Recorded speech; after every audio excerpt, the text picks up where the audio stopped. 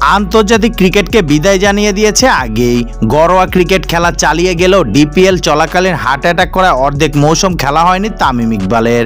ক্রিকেটে আর ফিরতে পারবেন কিনা তা নিয়েও রয়েছে শঙ্কা। মাঠের ক্রিকেটে অনুপস্থিত থাকলেও তামিম নিজেকে যুক্ত রেখেছে ক্রিকেটের সাথেই। কিছুদিন আগে মোহামেডান স্পোর্টিং ক্লাবের পক্ষ হয়ে বিসিবিতে গিয়ে ক্রিকেটার এবং বোর্ড কর্তাদের সাথে সবাই বসেছিলেন। এবার বাংলাদেশ জেলা ও বিভাগীয় ক্রীড়া সংগঠক অ্যাসোসিয়েশনের আত্মপ্রকাশ অনুষ্ঠানে অতিথি হিসেবে গিয়েছে তামিম। সেখানে বক্তব্য রেখেছেন তিনি। নিজের বক্তব্যে তামিম বলেন, ক্রিকেট বোর্ডে কারা আমাদের পলিসি মেকার, কারা আমাদের ডিসিশন মেকার, কারা আমাদের রিপ্রেজেন্ট করছে, যারা বোর্ড পরিচালক, তাদের স্বপ্ন কি আমাদের নিয়ে, তাদের ক্রিকেটিং অ্যাক্টিভিটিস কি আমাদের নিয়ে। এগুলো প্রতিটি জিনিস জড়িত থাকে বাংলাদেশের ভালো খেলা, জেতা, ভালো না খেলা সব কিছুর সঙ্গে।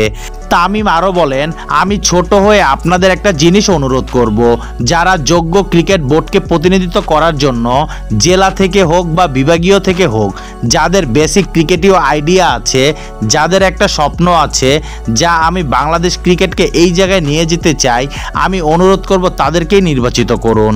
তামিমের মতে ক্রিকেটকে আমরা বাংলাদেশের সবচেয়ে বড় খেলা মনে করি। অন্যান্য খেলার প্রতি শ্রদ্ধা রেখেই এটা বলছি। তবে সবচেয়ে বড় খেলায় যদি এমনটা হয়, কেউ যদি নিজের জেলা বিভাগে ক্রিকেট উন্নতি না করে, তাহলে তার বোর্ডে আসা প্রয়োজন নেই।